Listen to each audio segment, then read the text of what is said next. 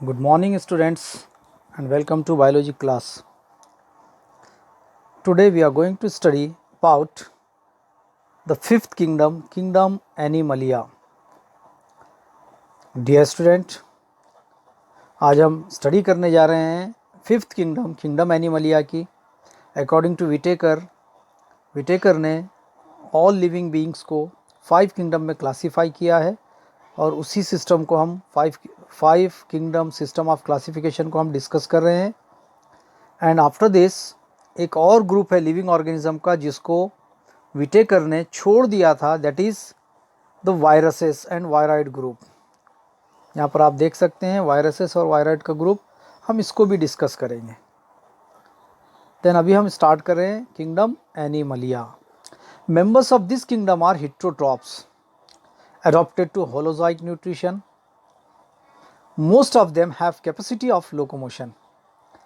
यहाँ पर ये जो फीचर्स है इसके, फर्स्ट फीचर है हेटेरोट्रॉपिक, यानी all are most of them heterotrophs and adopted to holozoic nutrition. इससे पहले हमने किंगडम फंगी में देखा था कि वो सैप्रोजोइक होते हैं और आउटसाइड ऑफ द बॉडी वो क्या करते हैं, एक्चुअल न्यूट्रिशन करते हैं, डाइजेशन करते हैं. यहाँ पर ये क्या करेंगे, होलोजोइक न्यूट्रिशन करेंगे, यानी फूड को कंज्यूम करेंगे फिर डाइजेस्ट करेंगे. Most of them have capacity of locomotion. हमने अभी तक जितने भी किंगडम डिस्कस किए उसके कंपैरिजन में ये जो है एक ऐसा किंगडम है जिसके लिविंग ऑर्गेनिज्म के अंदर ये कैपेसिटी होती है कि वो लोकोमोशन कर सकते हैं, यानी मूवमेंट करते हैं एक प्लेस से दूसरे प्लेस को. And they are multicellular eukaryotes where cell lack chlorophyll as well as cell wall. ये ऐसे मल्टी सेलुलर यूकैरियोटिक का ग्रुप है जिसके अंदर सेल वॉल भी नहीं होती है और क्लोरोफिल भी नहीं होता है. क्लोरोफिल नहीं है इसका मतलब ये हेटेरोट्रॉप्स है. अगर क्लोरोफिल प्रेजेंट होता तो ये ऑटोट्रॉप्स होते.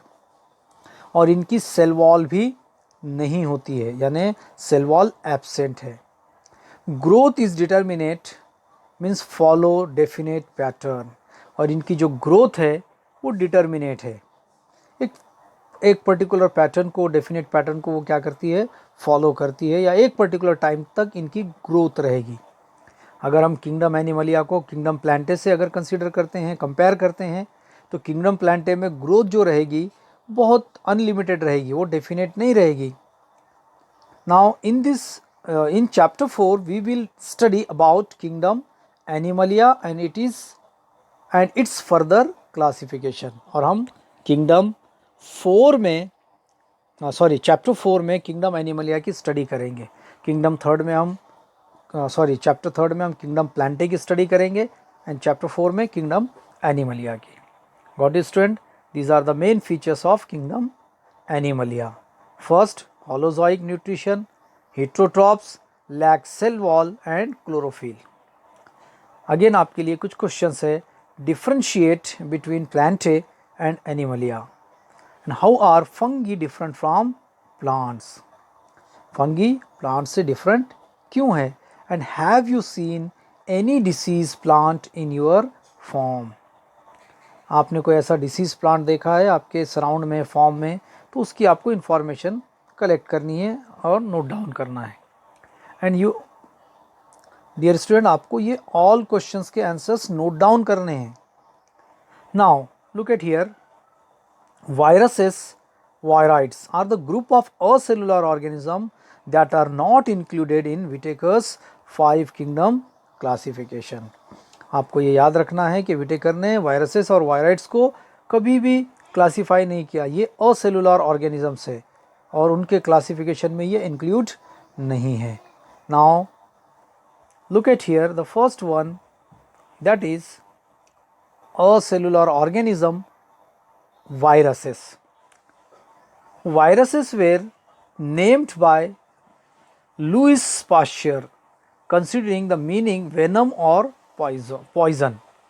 ये वायरसेस का जो नेम है इसको लुइस ने या लुइस पास्चर ने दिया है और ये एक्चुअल मीनिंग में आता है वेनम और पॉइजन की मीनिंग में, यानी जहर की. These obligate parasites were given the name virus by M.J. Beijerinck. बेजरनिक ने, एमजे बेजरनिक ने इनको वायरस का नाम दिया। And after observation that they were able to migrate in an agar gel, और उन्होंने इसको ऑब्जर्व किया कहाँ पर कि ये एक्चुअल माइग्रेट कर सकते हैं अगर जेल में। अगर एक पॉलीसेकेराइड कंपाउंड होता है जो रेड अलगी से एक्सट्रैक्ट किया जाता है। Thus, being an infectious soluble agent, he called the filtrate as Contagium vivum fluidum. आपको ये याद रखना है dear student, Contagium vivum fluidum। MJ Beijerinck ने एक्चुअल इनको ऑब्जर्व किया था कि ये अगर जेल में माइग्रेट हो सकते हैं, और इसके बाद इनको एक ऐसे सॉल्युबल एजेंट का नाम दिया गया, एक फिल्ट्रेट का, या उस फिल्ट्रेट को उसने नाम दिया contagium vivum fluidum. It was scientist Stanley who demonstrated that viruses are inert outside the host cell and can be crystallized. And Stanley ने ये बताया डेमोस्ट्रेट करके कि वायरसेस इनर्ट होते हैं होस्ट सेल के बाहर, और इनको क्रिस्टलाइज किया जा सकता है। And they are made up of proteins, और ये एक्चुअल कैसे बनते हैं, प्रोटीन्स के बने होते हैं, या इनके ऊपर एक प्रोटीन की कोट होती है। Viruses lack their own cell machinery and they have protein coat means capsid around nucleic acid strand। Viruses की अपनी ओन मशीनरी नहीं होती है और इनके ऊपर एक प्रोटीन की कोट होती है। कहाँ पर, न्यूक्लिक एसिड के अराउंड एक प्रोटीन की कोट रहेगी। दस कंसिडर टू बी असेलुलर ऑर्गेनिजम्स। अब यहाँ पर आपको एक चीज़ क्लियर करनी है कि वायरसेस असेलुलर क्यों हैं, तो इनकी एक्चुअल अपनी ओन सेल मशीनरी भी नहीं है। सिर्फ न्यूक्लिक एसिड के अराउंड क्या होता है, जो न्यूक्लिक एसिड स्ट्रैंड है उसके अतराफ से एक प्रोटीन की कोट रहेगी, इसीलिए इनको असेलुलर कंसिडर किया जाता है। सेल वॉल भी नहीं होती है। And viruses are inactive outside a host cell, but once they enter their specific host cell, they take charge of cellular machinery of host cell and duplicate themselves। ये बहुत important चीज़ है viruses के according, कि actually ये important feature है उनका कि they are inactive outside a host cell. वो होस्ट सेल के बाहर इनएक्टिव होते हैं, कोई भी एक्शन में नहीं रहेंगे, लेकिन जैसे ही वो एंटर होंगे स्पेसिफिक होस्ट सेल में, तो वो क्या करेंगे, चार्ज लेंगे सेलुलर मशीनरी का, यानी होस्ट सेल को अपने कंट्रोल में ले लेंगे, उसकी टोटल सेल मशीनरी खुद कंट्रोल करेंगे, एंड वो क्या होंगे, डुप्लीकेट होंगे, यानी उनकी क्वांटिटी इंक्रीज होगी। एंड वायरसेस दस can be called infectious nucleoprotein particles. इसको मैं फिर से अंडरलाइन कर रहा हूँ डियर स्टूडेंट, दीज आर और viruses can, look at here, viruses thus can be called infectious nucleoprotein particles। इसीलिए वायरसेस को ऐसा कहा जाता है कि ये इन्फेक्शियस न्यूक्लियोप्रोटीन पार्टिकल्स है। ये इनएक्टिव होते हैं आउटसाइड द होस्ट, और ये एक्टिव हो जाएंगे कब, जब उसके अंदर स्पेसिफिक होस्ट के अंदर ये एंटर होंगे और उसका चार्ज ले लेंगे। Got it student? Now types of viruses.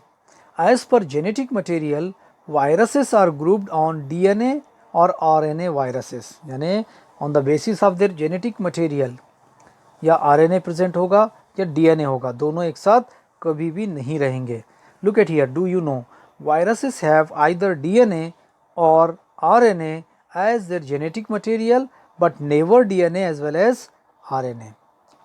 यानी उनके अंदर या तो उनका जेनेटिक मटेरियल डीएनए रहेगा या फिर आरएनए रहेगा, बट दोनों नहीं रहेंगे, DNA as well as RNA, genetic material नहीं होगा। Got it student? Look at here, TMV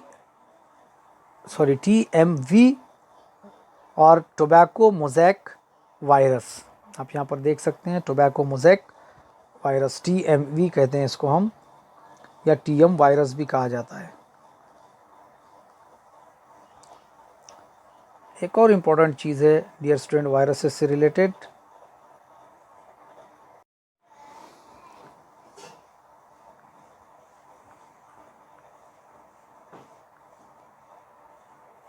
dear student protein coat called capsid is made up of smaller units and the capsomeres. जो protein coat है वो actual एक छोटे छोटे unit से मिलकर बनती है एक तरह के, that is called as capsomere. Capsomeres are arranged in polyhedral और हेलिकल फॉर्म. और ये जो प्रोटीन कोट है ये एक्चुअल कैप्सोमियर से बनती है, और कैप्सोमियर एक्चुअल पॉलीहेड्रल या हेलिकल फॉर्म में क्या होते हैं, अरेंज्ड होते हैं. Capsid protects genetic material. और ये जो कैप्सिड होता है ये एक्चुअल क्या करता है, जेनेटिक मटेरियल को अपने अंदर प्रोटेक्ट करता है. यानी protein code genetic material either DNA या आरएनए जो भी होगा उसको एक्चुअल क्या करेंगे, प्रोटेक्ट करेंगे. और ये प्रोटीन कोड या कैप्सिड कैसा रहेगा, ये एक्चुअल छोटे छोटे स्मॉल यूनिट कैप्सोमियर का बना रहेगा. The genetic material in a viruses is either single stranded RNA और सिंगल और डबल स्ट्रैंडेड आरएनए. अब जो जेनेटिक मटेरियल है वो सिंगल स्ट्रैंडेड आरएनए या सिंगल या डबल स्ट्रैंडेड आरएनए रहेगा, और डबल स्ट्रैंडेड डीएनए रहेगा. दोनों एक साथ कभी भी नहीं रहेंगे. आरएनए रहेगा जो सिंगल या डबल स्ट्रैंडेड, और डीएनए रहेगा जो हमेशा डबल स्ट्रैंडेड रहेगा. And viruses that infect bacterial cell are called bacteriophages which normally have double stranded DNA. अब वो वायरस जो बैक्टीरिया को इन्फेक्ट करते हैं इनको हम बैक्टीरियोफेज कहते हैं. जनरली इनके अंदर डबल स्ट्रैंडेड डीएनए रहेगा. व्हाट इट स्टूडेंट, ये एक और इम्पॉर्टेंट फैक्ट है वायरसेस को लेकर जिनको हम बैक्टीरियोफेज कहते हैं. Now next thing, viruses cause disorders like leaf curling, yellowing, mosaic formation etcetera.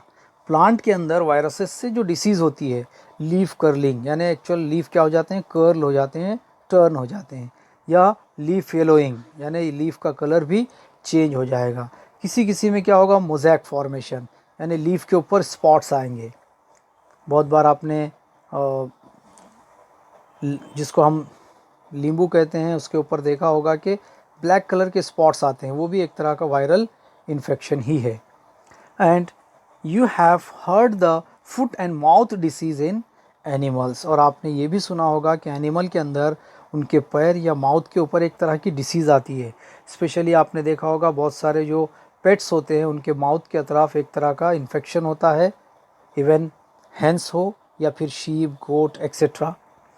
ये भी एक्चुअल एक तरह का वायरल डिसीज़ ही है. और swine flu which are viral disease. और इसके साथ साथ एनिमल के अंदर माउथ और फूड डिसीज़ के साथ साथ स्वाइन फ्लू भी होता है, एक तरह का फ्लू है. And smallpox, mumps, herpes, to common cold. अब इसके साथ साथ ह्यूमंस के अंदर भी कुछ डिसीज़ होती है जिसमें स्मॉल पॉक्स है, छोटी वाली चेचक जिसको हम बोलेंगे, मम्स है जिसके लिए आप एक तरह का वैक्सीनेशन करवाते हैं, एमएमआर वैक्सीनेशन, एंड हर्पेस एक डिसीज़ है उसके साथ साथ कॉमन कोल्ड. ये सब डिसीज़ वायरस से होते हैं. Viruses are the causative agent of many disease in humans. और बहुत सारे डिसीज़ के या बहुत सारे ह्यूमन डिसीज़ के लिए ये एज ए कॉजिटिव एजेंट्स भी हैं. The list include AIDS too. और इसके अंदर एक्चुअल एड्स को भी इंक्लूड किया गया है जो ह्यूमन में डिसीज़ कॉज करते हैं. Now next thing, viroids.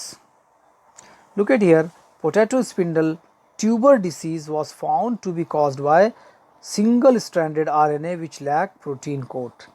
अब पोटैटो यानी आलू के अंदर एक तरह का ट्यूबर डिसीज़ होता है, और ये tuber disease single stranded RNA से होता है जिसकी प्रोटीन कोट नहीं होती है, लैक्स प्रोटीन. और इसको actual टी.ओ.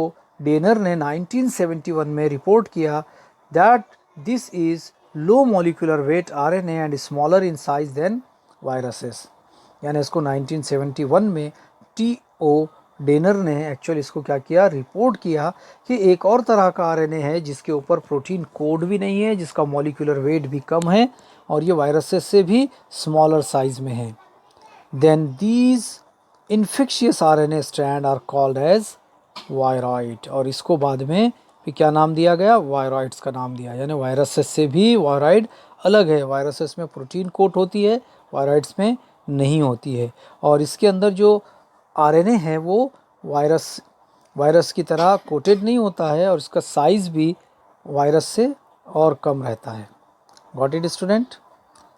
Now look at here, एक और न्यू टॉपिक है लाइकेन। आपको पता होगा ये एक्चुअल वायरस या वायरॉइड से रिलेटेड नहीं है, ये एक तरह का कोएग्जिस्टेंस है जो दो डिफरेंट ग्रुप ऑफ ऑर्गेनिज्म के बीच में क्या है, एक तरह का बेनिफिट के लिए उनके अंदर एक म्यूचुअल अंडरस्टैंडिंग होती है। Now look at here lichens. Lichen is a coexistence of algae and fungi for mutual benefit. इसके अंदर अलगी और फंगी का एक एक मेंबर होता है जिसमें दोनों को बेनिफिट होता है। Okay, algal member that is phycobiont as it is called mostly belong to cyanobacteria, blue green algae और green algae। अब इसका एक मेंबर जिसको हम फाइकोबियोंट बोलेंगे जो अलगल मेंबर रहेगा, और कॉमनली क्या रहेगा, साइनोबैक्टीरिया जिसको हम ब्लू ग्रीन अलगी कहते हैं या फिर ग्रीन अलगी रहेगा। And the fungal member is called as mycobiont, means they are excellent example of symbiosis.